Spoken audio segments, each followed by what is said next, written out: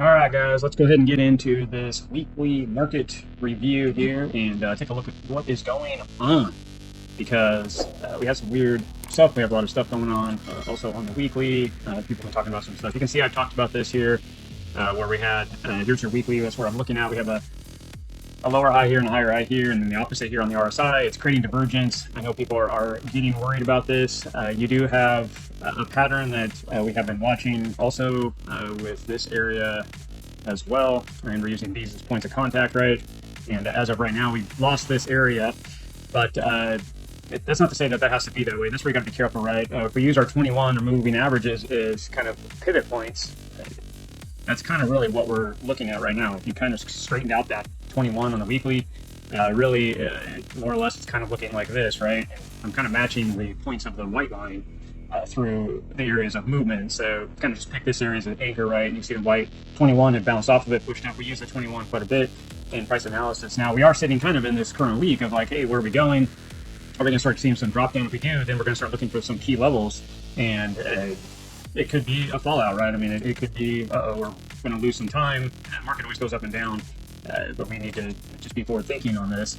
So these are areas that I'd be looking for, just bouncing down on the weekly, 100,000. Then you could look at 78,000, and then of course the weekly's 200s all the way back down here at this lower area. Now, are we going to see that? No. Well, I don't know. You know, I can't predict the market any more than anybody else, but I can use TA to help look for areas of drawdown support, resistance that is trading. So you do want to always be looking at scenarios this way. So anyways, if we're going to pull back or kind of change direction, we could. This could be the anchor, and this is what I really would be looking at, more of an anchor than even up here. This is a strong anchor, a strong move. So if I'm going to look at like Fibonacci levels, I would use this bottom anchor to this top, which shows that we could come down into this pocket here on the weekly if the weekly started to take control and drive us down. So you could easily see us down into this lower area again. So it is something to watch. We could see that 90,000, 100,000, even all the way down into 85,000.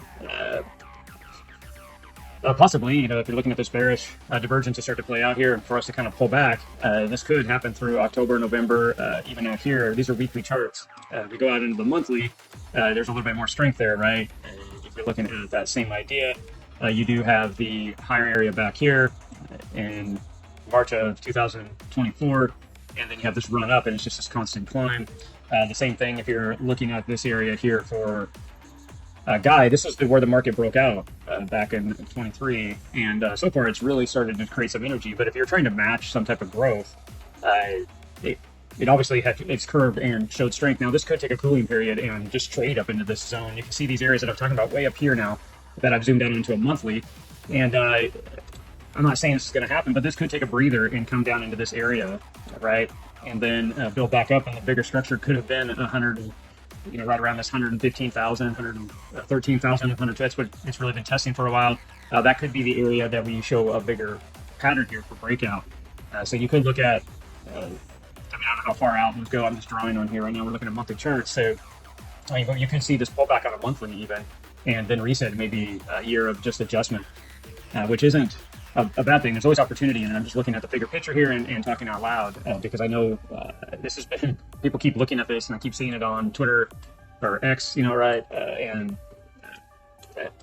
nobody knows what's going on. I say be careful. If you have a plan in place, you know, and you're watching these key levels like we're talking about right now, then, you know, stick with it.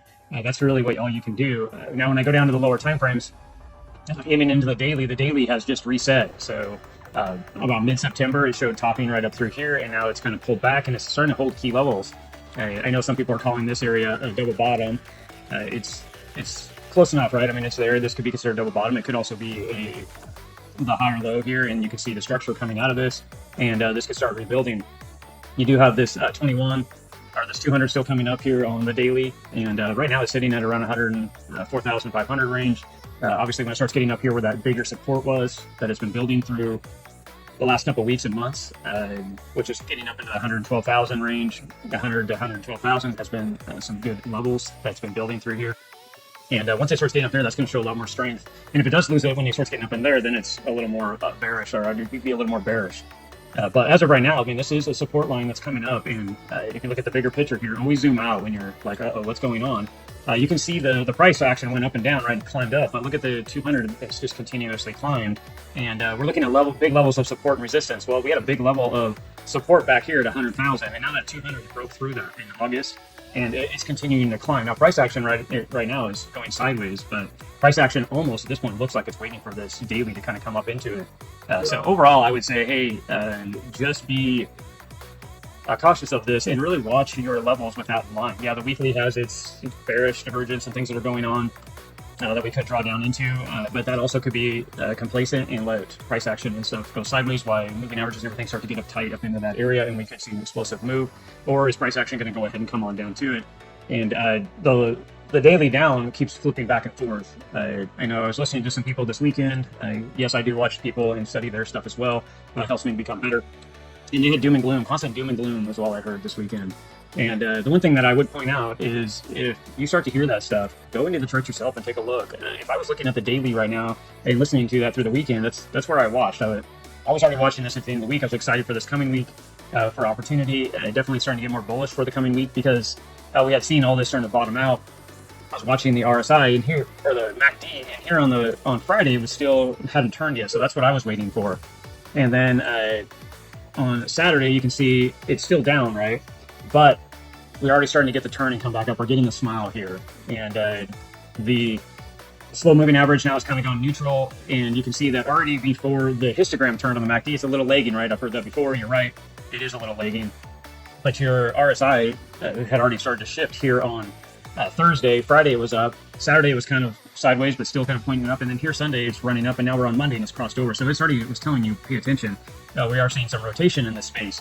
And this is the bigger time frames, right? This is your daily time frame. So I just want to point that out. So hopefully you guys don't get too caught up in the noise of people that are trying to just get you to pay attention to them. You can see that our channel, that's not really what we go after. We're not trying to draw you in and sell clickbait, if you will, of what's going to happen and how well you can do something. That is not our focus. We're hoping to teach, develop, grow, and that's kind of why I'm going through this stuff now.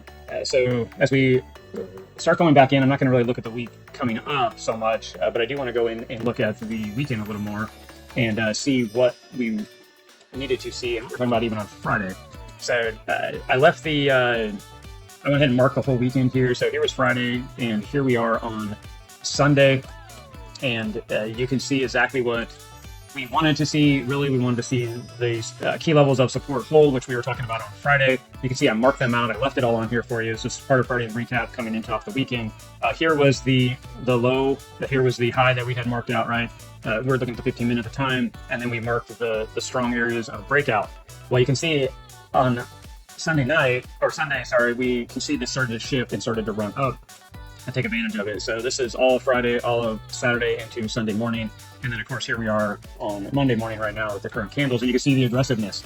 This is the standard breakout of this area. And here is your bull play here on the 1 hour.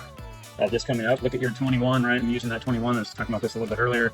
And here is the target area that this could easily go back up into, which isn't really surprising because really all it's doing is going right back up into major support and resistance that we've been testing. 112,500 has been a major support and resistance area. You can see that the weekly from last week's candle that we just closed, and now we're starting another candle. This was the volume area high. I did mark that out. Here's your volume area low. So you can see this strong area that we have been trading in. So price action in the past will always help you predict the future. So the weekend was very complacent, and we had negativity, and that's why a lot of people are getting nervous. But yet the price action held the key levels that we were looking at.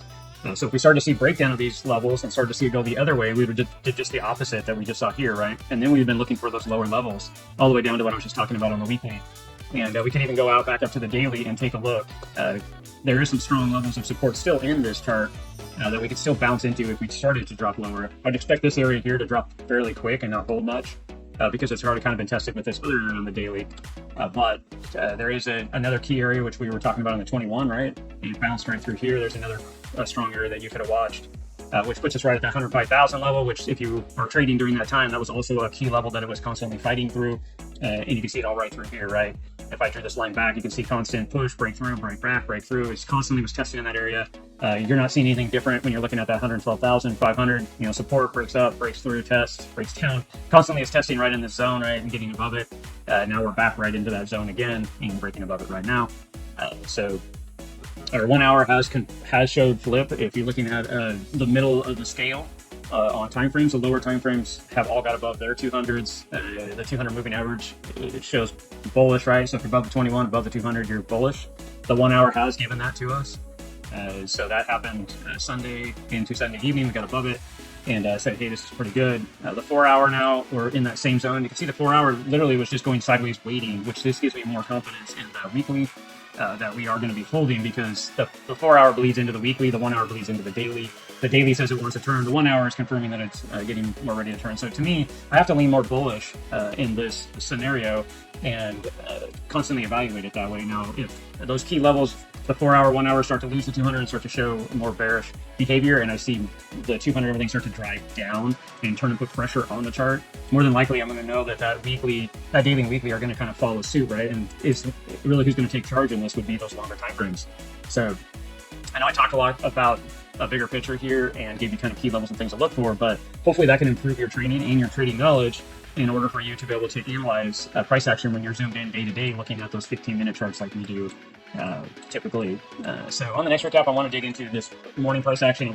I'll evaluate this Sunday's last 24 hours, of course, and here at 7 o'clock on this Monday morning, we're going to analyze that as well.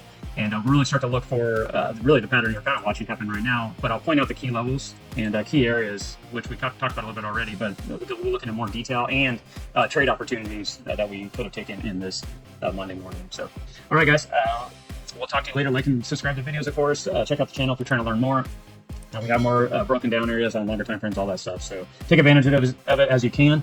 And we will talk to you guys very soon in the next recap. Thanks, guys. Talk to you soon.